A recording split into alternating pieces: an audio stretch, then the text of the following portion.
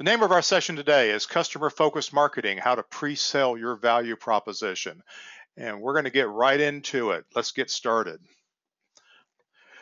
First of all, our sponsor for this event today is Magic Productions. I want to thank them very much for participating and helping me develop my value proposition and help me get my message out to you. So, Magic Production Group, they have superior productions, dynamic events, creative content. They do full AV staging and video production. And for me, they are a valued strategic partner in my business. So if they can help you out, don't hesitate to give them a call. They're right here in Dallas. Now, I am, of course, remain Tom Stimson. I'm president of the Stimson Group. I've been in the business for 30 years. If you haven't met me before, I look forward to meeting you. I've been a past president of Infocom. I'm a participant in the Plaza Business Resource Group, which, by the way, I'm moderating a session on project management next week at the LDI conference on Thursday from noon to 2 p.m. So if you're coming to LDI, I hope you are there early enough and you can register for that event. Today's topics, we're going to talk about a new frontier for marketing. We're going to take a look at marketing from a little bit different point of view than what you've thought of in the past. And in the process of doing that, as we learn about how marketing should be now and well into the 21st century, we're going to also see how that affects websites. And so we're going to talk about what I call websites that matter. And we're going to see some good and bad versions of websites from companies that understand and don't understand marketing. We'll talk a little bit about relevant social activity, that is social media. We won't spend a tremendous amount of time on it because there's so much out there, but I want to reinforce what many of you are already doing. And then we do want to spend a little time talking about credibility, trust, and the relationship between those and value, and how important it is to build trust before you try and build value. I want to begin our discussion with taking a look at some of the objections or hesitations to being involved in marketing. And when I start talking about marketing, and if I don't set it up correctly and we get that glazed over look that we all get when we say marketing or SEO or strategic planning, I find I get a feedback that often begins with, customers don't care about websites. We have a website. That's not what's important to customers. It's all about, probably relationships. What I find is true about most of these companies is they're somewhat isolated. They lack the perspective they need to expand their business. I also get a feedback that says, our business is all repeat and referrals. And there's a good news and a bad news about that.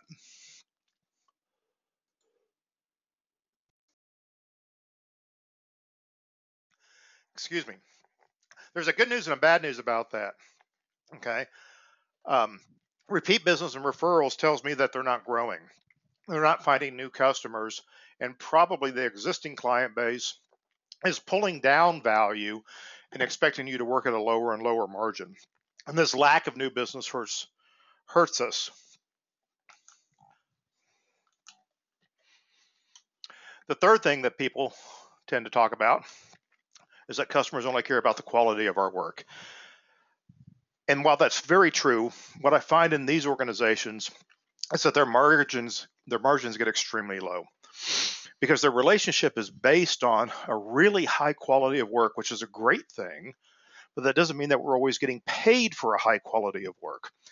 And what organizations that focus only on the quality of their work tend to do is over-engineer jobs, keep adding things to the project, and not actually get paid for it.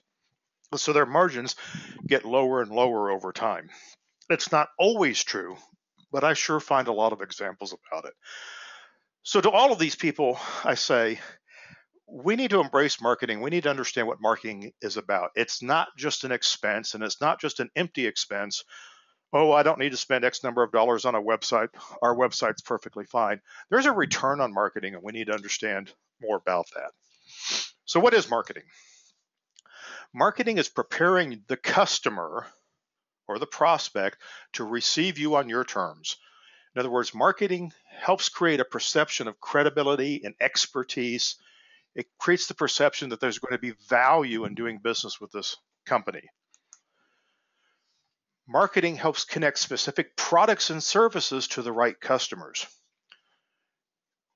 Sometimes we have a unique selling proposition, and we have to create an expectation of that unique selling proposition, that unique experience with the right customers for specific products. And then, as you probably remember from last month, business development is also marketing. So business development is part of marketing. It's not part of sales, and we need to understand how that all weaves in. So we'll get more effect, more bang from our buck on marketing if we put business development on the marketing side. Now, marketing plans. Very few companies have them, and I understand why. They're hard to get your head around. They're hard to find the right tools and the right ideas and connect that back to an ROI. But here's what goes in a marketing plan. And I'm going to give you a slide with lots of little tiny words on here to let you know that a marketing plan has a lot of important elements to it. We need to know who the customers are. We need to understand what your value propositions are, what your unique selling proposition is, your pricing and positioning strategy, how you're going to distribute or interact with your channels, special offers you might use, promotions, online marketing, joint ventures, referrals, retention, financial projections. It's a big thing. It's a big thing that many of us often ignore. And in today's program, we're going to talk in particular about target customers and value propositions. We'll talk a little bit about materials and promotion strategy. We'll talk a little bit about retention strategy. All of this is important, but we have to start looking at it objectively from a bigger picture. So let me change the picture. Let me tell you what I think has evolved over the past few years, and that there's been a tremendous shift in focus in successful businesses. If you look at companies that are doing very well, what they're doing differently is focusing less on products and more on their customers. So if we focus on customers instead of products, the first thing we'll find out is that we're going to have a consultative relationship with our potential customers, which means that we're going to bring ideas, advice, and best practices, proprietary solutions. We're going to apply intellectual property that comes from our business that's going to help the customer do something. It's going to help them do their jobs. It's going to help solve their pains, and it's going to help deliver measurable gains for the customer. And this shift from products to customers, this focus shift, is the key to the marketing approach that we're going to talk about here today. We need to spend less time talking about our gear, talking about what it is we want to do for people, and we need to spend more time understanding what people want us to do for them. Here's how we're going to look at this today. This is an interesting little product here, and for those of you who went to Infocom Avec, this is something we spent an entire day. We spent an entire workshop day learning how to use this product called the Business Model Canvas, and the product is called Strategizers. What we're looking at is a business model canvas. This is where I start when I'm working out marketing plans with my clients. I now have several customers that are working on this. This is a lot of fun. As a matter of fact, I did one of these earlier this morning with a client, helping introduce them to the product. What the business model canvas does is help us understand what our value propositions are, who we're going to sell them to, and what it's going to take to do it well. And we learn some valuable things by breaking it down into these little boxes to understand how everything is connected. So let's take a quick look, a quick introduction to this, so that we can see how something like this might change the conversation in your organization. We often start off with talking about value propositions, and value propositions are simply your products and services. These are the things that you do that you think people want to buy from you, or why they want to buy from you. So if you're a rental company, and we're taking a look here at a very standard event stager, template that's not going to work for everyone. But here's a company who says, we're about competitive rental pricing. We want to make sure our rental prices are competitive so that we can sell our expertise, provide high customer service. We're selling attention to detail. One of our value propositions is that there's a single point of contact throughout the entire event, and our geography or our locations matter. So these are the things that we think are important to customers that we want to make value off of, that we want to be able to sell. You can add more things to this. You can add lines of business. We're a lighting company, or we're a product sales company, or we install boardrooms. The next thing I want to do is understand who my customer segments are. Who is it that I'm going to do business with? And the wrong answer is everyone. Not everyone buys all of these things, and not everybody buys it the same way. And you're going to be more successful with different customer segments. So let's identify the customer segments you want to do business with. In this example, this business says, I want to do business with corporate event planners, special event producers, meeting planners. I want to work with end clients. I want to do association meetings, trade shows, nonprofit, government. It's a pretty broad swath of everybody who wants to have an audiovisual event. Once I understand my value propositions and customer segments, how am I going to bring those value propositions to the customers? In other words, what channels am I going to use? Like many event staging companies, they're going to have a combination of account managers who are going to be a direct contact to customers. They're going to use business development to develop prospects. They have project managers that maintain customer relationships and often take over pieces of business after the account manager is done with it. They also have an online RFP submission form, which is part of how they develop business. If we can get customers to send in an RFP through our web portal, that's part of our channel. So now we understand how we're going to reach out to the customer. What are we going to get from them? What are we going to bill for? What are the revenue streams?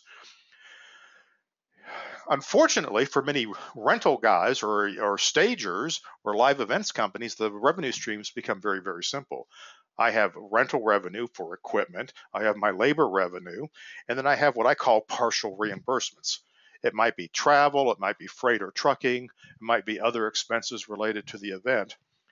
And the reason I call it partial reimbursements is that they're not profit centers. We do get revenue for trucking, but many times people do not charge what the freight actually costs because it's difficult to sell. Maybe it's too big of a number for the client to swallow, so we fold that number in somewhere else, or at least we think we do.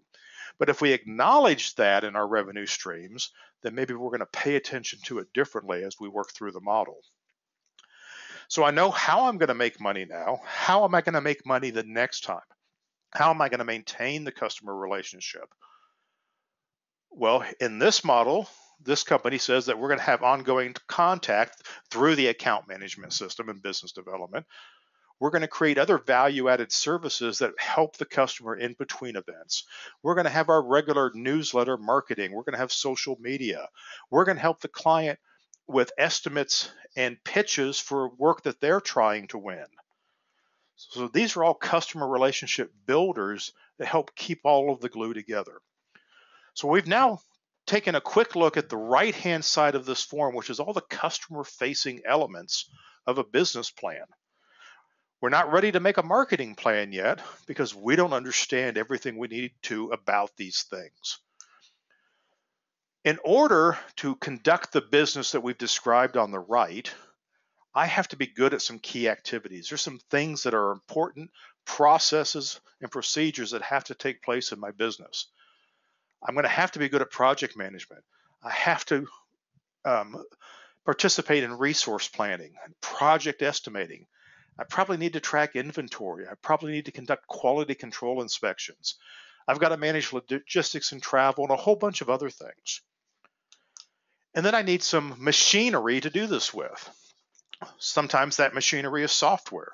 I might need CAD software. I might need some technical experts on staff to help perform these key activities. I might need rental management software to keep track of my inventory. And these are resources that not only probably cost a capital investment, they may have an ongoing cost. So these resources cost money, and that's why we need to understand what they are. Every company also needs strategic partners. They take many different forms, and a strategic partner can be as simple as your bank or your CPA, but you also partner with manufacturers. If you resell product or use product in inventory, your major manufacturers, key manufacturers, are partners. You may work with staffing companies or hire freelancers or work with subcontractors. These are all strategic partners. You hire freight. FedEx may be your strategic partner. Your landlord may be a partner. We need to identify who all of these strategic partners are that allow us to do the rest of our business. And then last but not least is understand the cost structure. So this is very typical of an event staging company in that if we look at the costs, and this is a very, very quick model, I have way more cost items than I do revenue streams. So I've got to buy equipment, I got to pay for supplies, I got to pay for travel, I have to pay for staff, I have to hire freelancers, I have to pay commissions, I've got overtime, I've got a fleet to maintain, and probably we could go on for about 20 more items of things that have to be paid for if I conduct business. So now I've got a nice big picture of what's going on here. What am I going to do with it? Well, my value propositions are something I'm going to have to convince my customers to use, and I'm going to have to use my contact system, my channel, to maintain those contacts, and then I've got to reinforce those relationships. But the most important thing on this entire page is the customer segments. I can focus on the tactics, and most of us are pretty good at tactics. But what we've not been good at traditionally is identifying who our customer segments are. And without knowing who my customer segments are, I don't know who to market to. I don't know what message I need to put out there.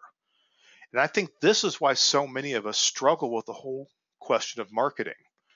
And this is why so many of our websites tend to be websites about products and services with no real indication of who the customer is that you're trying to appeal to. And trust me, customers would like to be appealed to. So let's examine one of these customers. If I have a customer, say for instance the corporate event planner, which was the first one on our chart on the top right hand, we need to know something about that customer. I need to understand what jobs that person does. I need to know what their pains are because I would like to solve them. And I need to know how they measure success. What are the gains? So some of the jobs that a corporate event planner might do, somebody who works inside of a large corporation on staff, is they probably have a staff to manage. They probably manage multiple suppliers besides you. They have budgets they have to control. They have corporate messages they have to maintain and deliver. They've probably got a purchasing department that's a little bit of a pain to deal with. They have a travel department that doesn't understand the difference between an attendee and a supplier on an event.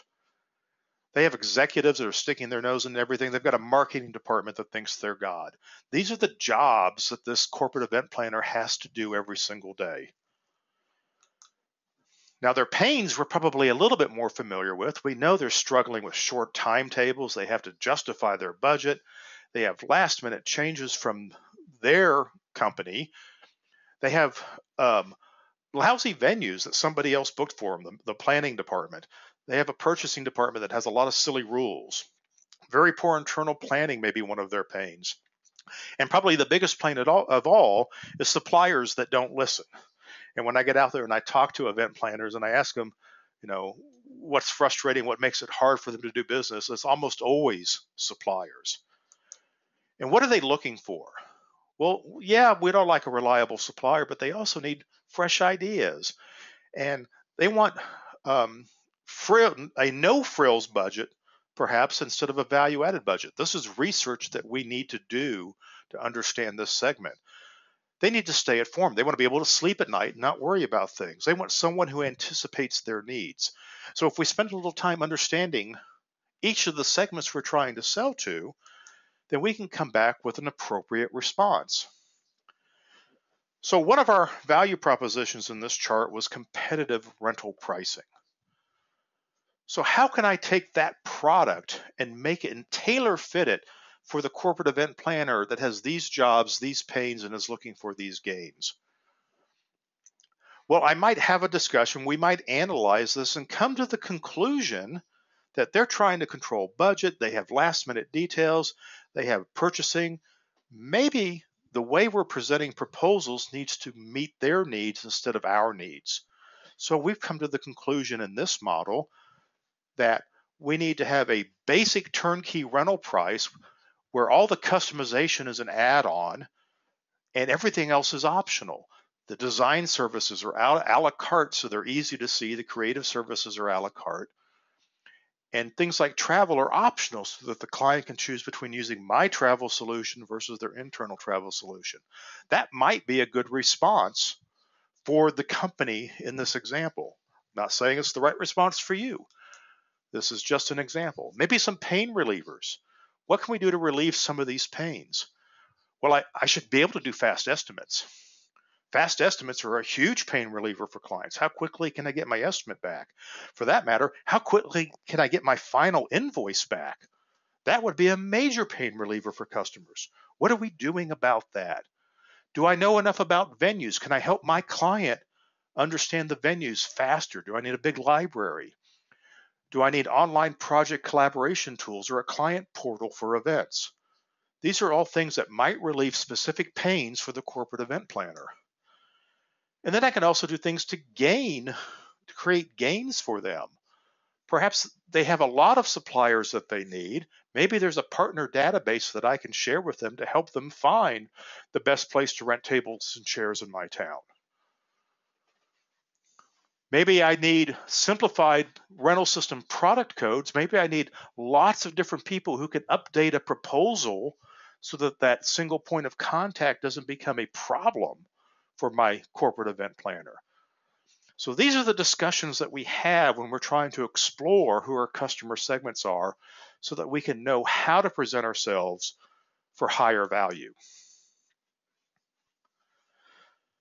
So for a given customer segment, okay, our marketing has to set the stage for selling at a higher value. Every customer segment is going to do it a little bit differently. So marketing does what I often refer to as softening the beach. Okay, it gives us that foothold that we're going to build upon to start building this value proposition. Business development reinforces that value proposition through the human interface.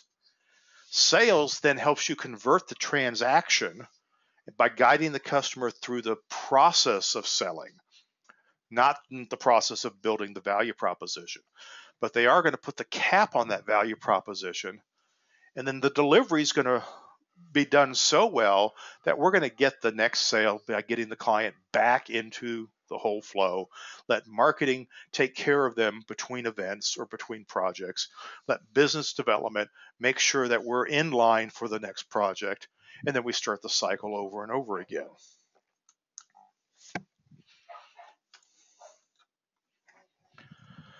So I said at the beginning this was about the new frontier for marketing. So let's take a look at that. On the left side of this chart, we have the value propositions. And we talked about several value propositions. It could be rental products, it could be services. And value propositions have different ways, different qualities. The lowest common denominator of a value proposition is a generic value proposition. In other words, as we sometimes say, no name, no blame. Okay? Many things will solve a generic value proposition. And as we move up the value proposition ladder, we have things that add more value. We have things that introduce a brand, and then we have things that are unique. So you can take any experience as a consumer and realize that you run across all four levels of these, and you buy at the level that's appropriate for your circumstance. And your customers do as well. And you may go to a particular grocery store where you can buy generic products. Then you also want to buy products that are a good value. but that there's certain products that you always buy the same brand. Okay, I can buy generic cola, I can buy better generic cola, or I can buy Coca-Cola or Pepsi or whatever my brand is. You can even go out and get a custom built soda created just for you. People actually do that. So there's a lot of value propositions out there, and we want to cross that value proposition with a different type of relationships. And in our businesses, in the services industry, we have four basic types of relationships. The first is a price relationship. Okay, sometimes we do sell on price. Sometimes we sell on price a little too often. But the second quality we introduce that is flexibility. Flexibility tends to manifest itself in the variety of products and services I might offer. I might have multiple price point solutions instead of a single generic low price or just a single low price. The next stage in a relationship might be providing expertise. So it's one thing to have a price or flexible solutions. It's another thing entirely to be an expert at a lot of different things. And then the fourth phase of a relationship is total immersion. If I have a customer that comes to me for all things AV and allows me to be the expert and find the right solution, that's an immersive relationship. It's rare, but it's really great when we have them. And if I cross-reference the type of relationship with the type of value proposition, I quickly find out that this is also corresponds to worth, corresponds to value. So obviously, a generic product sold on price or through a pricing relationship has the least amount of value. I'm going to make the lowest margins, the client's going to pay the least amount of money for them. But if I can add some choices in generic, in other words, if I have several generic choices, I can probably capture a little bit more value or a little bit more margin. If I have some products that are better than generic, and I have lots of them, I can drive that price up and those margins up still. And ultimately, I'm hoping for most of us, we want to be at least a brand and have a certain amount of expertise and get up into that top right-hand quadrant where there's lots of good money to be made. And interestingly enough, as we explore this, what we find is generic price driven, as we get down to the bottom left-hand corner, we find that most of the focus is really on the product. It's about selection and price.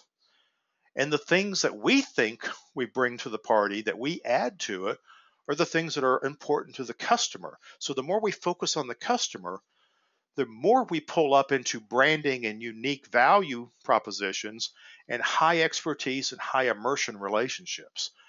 And that's where the highest margins are. Now, if customer-focused marketing, being focused on the customer, is so important, how is it different? Well, for number one, you can recognize a customer-focused company when you see that their website and marketing materials are tailored for the customer and not the products. And I'm going to show you some examples. Customer-focused marketing is about identifying ways to take on the customer's problems. Okay? Not to push them to things that you want to do. It's understanding what they need done. You'll see that in customer-focused marketing companies that added value is a la carte. What is added value? Well, when you buy a new car, added value is when the salesman says we'll throw in the floor mats for free. Well, you know they're not free. You know that the price was built in there, and you know they fully expected to throw them in at some point. Maybe if you didn't, maybe if you paid for them, they'd make a little extra money, but the fact is that value added was already built into the price. In customer-focused relationships, value added is really a la carte. It's not given away, it's priced separately. So in customer focusing, the goal is to fulfill customer needs rather than focusing on transactional victories. My goal is not to sell mats, car mats. My goal is to sell a relationship to help the customer make money that will help me make money on things that are valuable to the customer.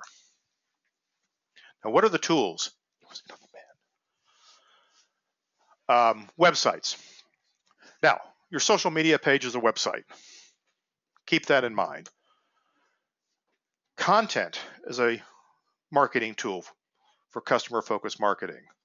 And your content could be posted on your website, on your social media page. It could be in print. It could be on your YouTube page. It could be on a thumb drive that you leave with a client in their office. Human contact is a tool. Engaging humans drives referrals and creates leads. And we talked a lot about leads last month. This is where they come from. We need to understand that we have to do a little bit of all of these things. And then another tool is pricing. Pricing is a marketing function. Prices have to match the value proposition, and different segments get different pricing. And if we understand the relationship between what we're trying to do and who we're trying to do it for, we quickly find out that there are different price points for each of those. Now, pricing and value are indeed a function of marketing. Most folks treat price as a byproduct of negotiating, and price is whatever you get. And for me, that's a failure in understanding. That's selling from fear. That's just backing down on your price until the customer says yes. That's denying your value proposition. And while sometimes price is what will close the deal, where we start has to come from what our value is for that particular segment. And you can improve your perceived value, and I think this is the point of the whole webinar, long before you start negotiating. What you're worth has been decided before you're actually doing business with the customer. And here's why. If someone's not done business with you before, while they may have met you in an event or exchanged a business card somewhere, or maybe you reached out to them, before they actually engage you, they've probably looked at your website. And we don't know what the exact statistics are, but I think we could pretty well guess that if you ask everybody who's called you for the first time if they've looked at your website, you're probably going to get somewhere between 75 and 85% will say, yes, I was looking at your website. And, well, here's a website. And this is a nice website, a nice company. And let me tell you what we can learn from looking at somebody's website. Or more importantly, what does a customer learn from looking at a website? Okay.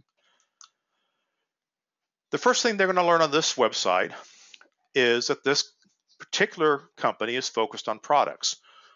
So our entire menu system is based on products, which may or may not be the right approach for this, but we'll understand how all of this plays together as we get through this. So they have audio gear, they have projectors, they have screens, they have displays. The website also tells me about places to use a product, which might connect back to who the users are. So if I'm somebody who conducts and plans meetings, I see meeting AV services on here, perhaps that's valuable. Okay. Party AV rentals, nonprofit event rentals. It gives me some idea that maybe if I have an event like this, this is someone I can do business with. So this site does kind of tell me who the customer is, and it's nicely done, it's good looking, and it makes me feel good about who they are to a certain level. The question is, what value does it project? What does it set up in terms of financial relationship? So if we go back to our frontier chart, what is the perceived value of this website that we've just looked at? Well, it's not generic and it's not price driven, okay? Because I'm not seeing signs there that we're the lowest price, because it's really focusing on products and specific venues. So it's leaning up towards value. Okay. And they have lots of different things. They do different types of meetings and different types of products.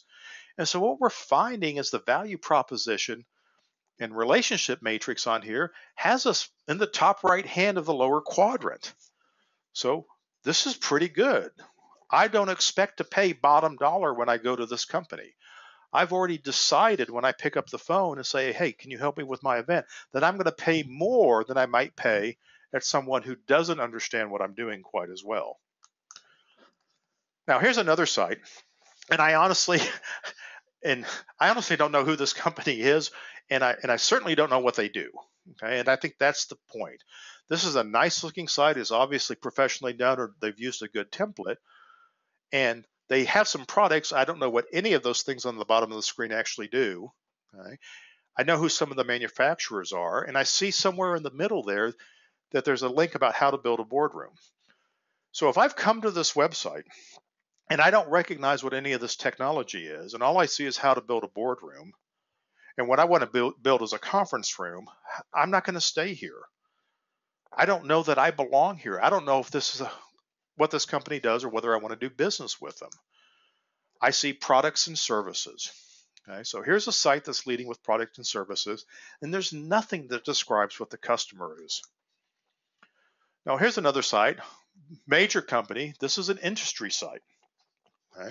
And what they've done is they've done a great job of identifying what industry they're in. It's right there. And so if I'm an industry person, if I'm in the hotel services segment of the industry, I can click on this link and learn what this company does for me. Okay? They also have a secondary segment, which are planners and producers who do events in their hotel services industry. And so I can learn how this company works with me, a planner and producer. And then if I'm interested in expertise and want to understand the expertise and how the technology plays with this organization, I can learn more about that. So this is very typical of a site that's working one vertical. And the vertical that they're working is the hotel services industry. Now, we know that there's other things that this large company does as well. But the point is the website is quick to address and quick to identify who it's for and how to use it. Now, here's a really good website. I want you to take a look at that. This is Advanced Staging Productions out of Pennsylvania. Many of you know these folks. Nice website that quickly identifies the customer. Under the tab who we work with, it says we work with event producers, corporate event planners, college and university event managers. Look at the feel of the website. The pictures are small. The things that identify event planning are big. Perfect. Perfect your next big event. And it's calendar based. There's sticky notes. We understand that we're talking to people who plan events. And if I click on one of the links, like the college and university event managers link, I come to a page that says, I'm an expert. So Advanced Staging is an expert in college and university event management. Most of you may not know, I started my career, my professional AV career, as working in event management at a university. Okay, it's a very special world. And look at the words that they have in here about campus events. They understand that there's commencements and reunions and anniversaries. They understand who the people are and what the considerations are. So if I'm a university or college event planner or facilities manager where events take place, I know I need to be doing business with these people. I know that I'm the target customer. So very, very nicely done. So with a website like that, what's the perceived value that we see in there? Well, we quickly pull up into expertise because I'm an expert in certain segments, and brand because they've connected the brand with the customer segment. So they've done a nice job of branding, a nice job of engaging the potential customer. Wonderful work. Here's another site. This is an integration company, happens to be here in Dallas, who I don't know, but I love their website. Why? It comes right out and says who they do business with. It explains their value proposition to corporate AV users, to the IT managers, to the facility managers, and the architects and consultants. In other words, the entire value chain of integration is right there. And they understand who these people are and how they affect them. And then the best part of all is they have this wonderful call to action. Your audiovisual systems are mission critical. Okay. Not something that many AV integrators are ready to admit or ready to try and live up to. Something that appeals to these 4 customer segments that they've described. Nice job. It's not fancy. We're not going to win any design awards, but when it comes to content, this website is spot on. Now, how about this website? This is the most, I can't even begin, I don't have words for this website. The text is so small, but please understand that everything on here is a hyperlink. This is how we designed websites back in the the early 90s. Um, I bet this shows up really well in a Mosaic search engine circa 1996. This is a commodity company, obviously. And what's their perceived value? It's not even on the chart. That's the most generic. I would expect to pay the lowest price on the planet for whatever it is that company does. Websites and marketing make a difference. They create the starting point for what the customer is going to be willing to pay. So be very clear about who your target customers are. Speak to them in their language. De-emphasize the products and talk about solutions to them in plain customer language. Let's be sociable for a moment. One of the biggest mistakes I find in social media is that we treat our followers like target customers instead of like people who are on a learning journey with us. So social media, my motto is a little effort goes a long way. Facebook right now is a lot about pictures. It's creating opportunities to invite people to things. It's about touting your volunteerism and your sense of community. Remember, Facebook is kind of the backyard barbecue. So in business, it's kind of the company picnic. So if you treat Facebook like an invite to a company picnic, how much business do you want to do at a company picnic? So be genuine, have multiple voices, and with any social media, have a social plan. Social plans don't have to be complicated. It all drives from a theme. So let's take a theme where the company wants to have its social face be trust. We want to foster trust and talk about trust and trust from relationships and integrity in business. So, and then we're going to use these three media: Facebook, LinkedIn, and YouTube. Then I have to define what tools I'm going to use. So for Facebook, we're going to post pictures, and then we're going to create posts about tips specifically about travel. So I can define these things, which allows multiple people to have a voice in your social media. LinkedIn right now has got a great blogging feature, which I've enjoyed using, and people can talk about best practices. It has a lot of groups on there, and the groups are have gotten rather enormous, and people are sharing tips. Decide how you want to use each media, come up with a plan. If you're going to make videos and use YouTube, and there are other places, but YouTube's just one of them, what are you going to show? Make some decisions so that you're not shotgunning your response and sometimes coming up with schlock work. Find things that really work for you. Now, business development is a social activity. So I've mentioned it several times here, but just to recap, the business development is the human effort to engage prospects and customers. It's about networking. It's about expanding relationships. It's about going deeper and wider, which everybody who's ever sold products or worked in manufacturing knows that term well, which means you want to promote more of your products and services to more persons within an existing client. So if you do meetings for a corporate client and you would like to do trade shows, that would be going wider into the organization.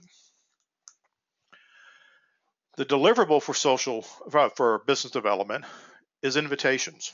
And we'll talk a lot about this next month's webinar on RFPs, where I will explore the concept and dive into the concept of invitations.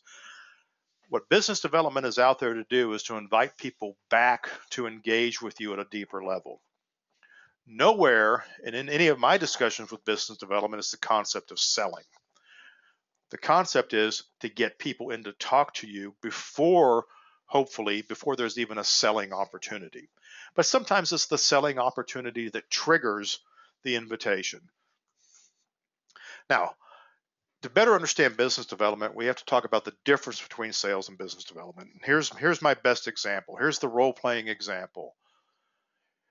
An individual goes in and calls on a particular customer trying to get a hold of the person in charge of meetings, and they get that person. They say, look, we're not looking for a new supplier. The salesman's response is, thank you, please keep us in mind if anything changes. because the sale has failed. The salesman has not achieved their goal of getting an engagement. They've been shut down.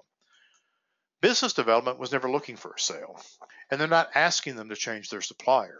Business development says, fantastic, because I just want to talk about the industry and learn what folks like you think about the future.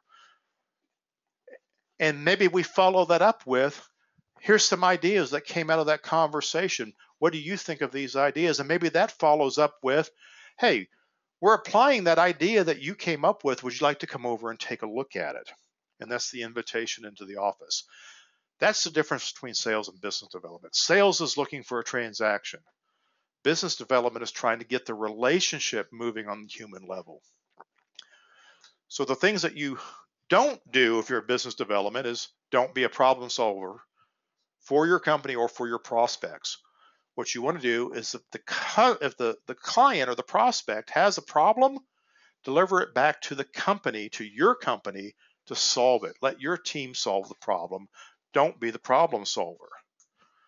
Don't insinuate yourself into projects. If you do bring a project back, turn it over to the team. Remain interested, but don't be a pivot point in the project. And don't wait for your company to be ready. In other words, don't wait to extend an invitation when we're not busy. Deliver invitations suddenly and often and challenge your company to keep up with you. I'm going to get a lot of nasty emails from managers about that, particularly in operations. But business development has to go on all the time, and we can't wait for the company to be ready for it because we're trying to fill a pipeline down the road. Now, trust and value proposition. Value proposition begins with trust. This is a process, and marketing helps us with that process. It begins at first contact, which could be your website, and it can end any time after that. If the human contact doesn't reinforce trust, we're going to lose the war. So human contact has to reinforce it. You have to be consistently credible. And if you focus on the customer by listening, you will develop trust faster. Active listening is the best way to develop trust. If you want to make more money, stop talking. Websites, for instance, that identify the target customer are a first indication that you are listening. Think back to that advanced staging website. Here's a company that's obviously listening to their customers. My trust went up. So I'm starting off at a higher trust level when I engage with them. So trust starts building with marketing. Business development will reinforce that trust, and then it's going to continue throughout the relationship. So make sure that we're doing things that will foster trust. Ask your customers what makes you trustworthy. Make sure you reinforce that in your marketing. And if you're having trouble selling your value, don't blame the customer. You have 3 value propositions: the one the customer sees, the one you have, and the one you want. Don't blame them for seeing the value proposition that's actually out there. Appearances matter. I can't tell you how many times I've met the guy in this picture in your offices. Appearances do matter. Your website matters, your office matters, and your people matter. Ask yourself the question, or invite your mother-in-law over to find out what your office says about you. Now, here's a lovely office. Now, granted, this is a new office, this is new construction, but my goodness, would you do business with this company? Yeah, man, what a nice looking place. It's not overdone. They don't look extremely expensive, but this is a nice finish out. They made some good choices. This says a lot of good things about whoever's office this is. So, some conclusions about keys to marketing value proposition, and I'm hoping you're posting some questions up there. I should have reminded you earlier about that. So start posting some questions. We'll get to the Q&A part here in just a minute. Now, marketing is a continual process. If you're going to do marketing, you need a process owner, you need a plan, and you need a budget. Marketing will build your brand. It's going to lay the groundwork for credibility and trust. And it's going to also provide you leads, because we're going to create capture systems like we talked about last month. It all starts when you know your customer segments. You have to hone your message for each one. And the simpler you make your message, the easier it is to tell your story better. Marketing is all about telling your story better. Okay? Value proposition is a promise. Okay? Make sure you can deliver. Don't create value propositions or unique selling propositions that you can't live up to. Now, I like the fact that many of you are sitting in a conference room right now watching this together, and let me give you some discussion points to talk about when this call is over. Think about what we've talked about and ask yourselves, what are your 5 most valuable value propositions? In other words, what are the things that you do that deliver the most value to your customers, not necessarily the most profit to you, but you can do it both ways. Define your top 5 most valuable customer segments. Most of you will end up listing 10 or 15 or 20 customer segments.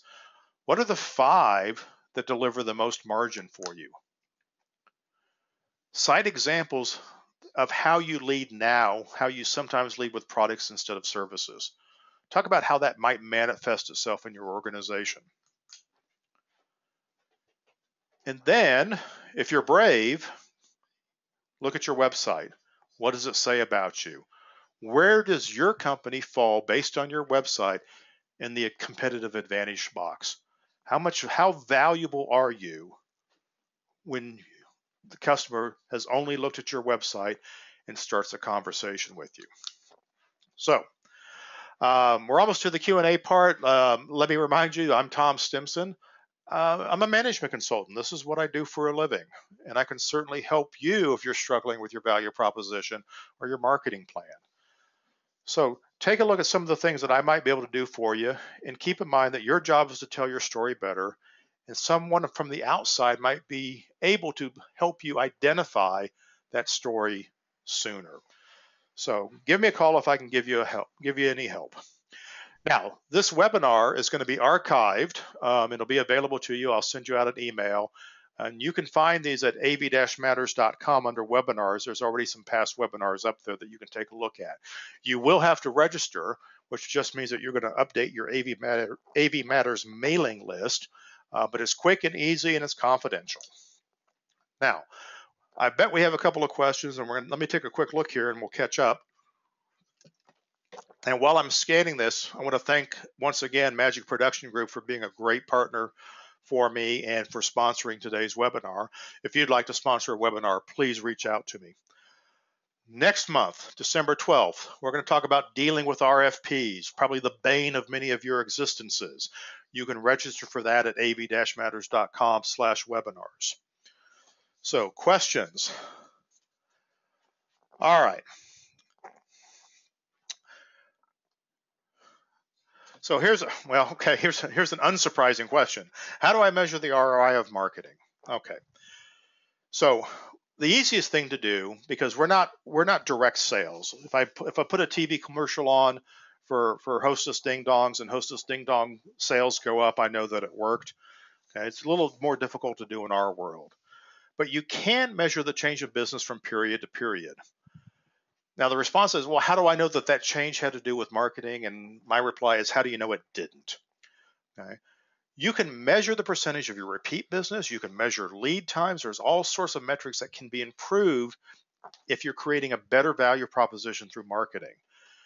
You can measure a decrease in the amount of net discount that you're providing because you're negotiating better, because your value proposition started at a higher level. Remember, there's always a leap of faith in marketing. Okay? You have to ask yourself the question, would we still be where we are now if we didn't market?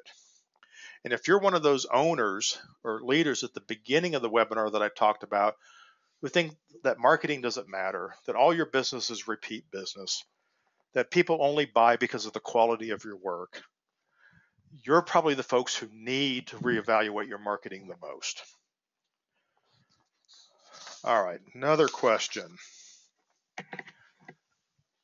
Okay, if you have multiple divisions within your company, one that competes on product, low price, and one that competes on quality of service, high price, how do you balance these competing value propositions within the same website? Well, that's great. I love that question.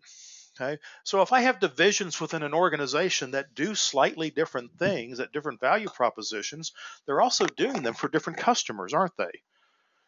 So if your website is set up to speak to customers instead of products, the customer is going to find themselves in front of the division that it needs to be in front of. So again, it all goes back to identifying the customer.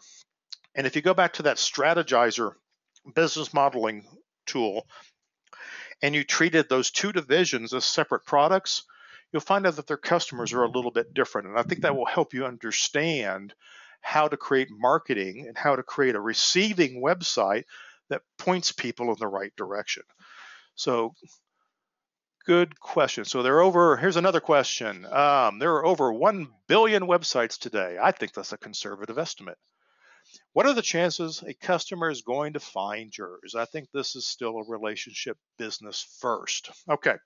What are the chances they're going to find yours, right? Well, most people are out there randomly looking for websites. Now, I promised you in the lead into this webinar that I wasn't going to talk about search engine optimization, but my goodness, we all know how to use keywords and how to do a Google search. Somebody's going to search and somebody's going to find you. Even if they've only heard your name or saw your name somewhere or you were a referral, they're going to look at your website. So don't think of your website as something that's waiting for people to find you, that's how you're making first contact. It's not your first contact, it's your first impression. Okay? And I will also challenge that notion that this is really all about relationships. Relationships have to start somewhere. And relationship companies and relationship salespeople statistically have the lowest margins. But that's another webinar. All right. What percentage of sales what percentage of sales are typical marketing budgets in our industry? Great question. If I'm in manufacturing, which some people on the call probably are, the numbers can be as little as 5% up to 10 or 15% if we're dealing with new products. But for our service companies, our integration companies, and our rental staging companies that have real marketing plans, that have real business plans, they're often spending anywhere from 0.5% to as much as 2%. And for some of you, that's a lot of money. So if you've not done any marketing before, you have a little bit of catch-up money to do, okay? So you might have to do a little bit more of an investment, but that'll get you going. Okay, yeah, great. That's a long question. Let me see if I can find a short question so I can wrap up here. Okay, question. We will struggle to find our intangible value proposition. How should we go about figuring out what it is? So your unique selling proposition. The quick answer to that, and not trying to be self-serving, get an outsider involved. An outsider might be your customers. Okay. If you want to understand what your unique selling proposition is, ask the people who buy from you and understand why they bought from you.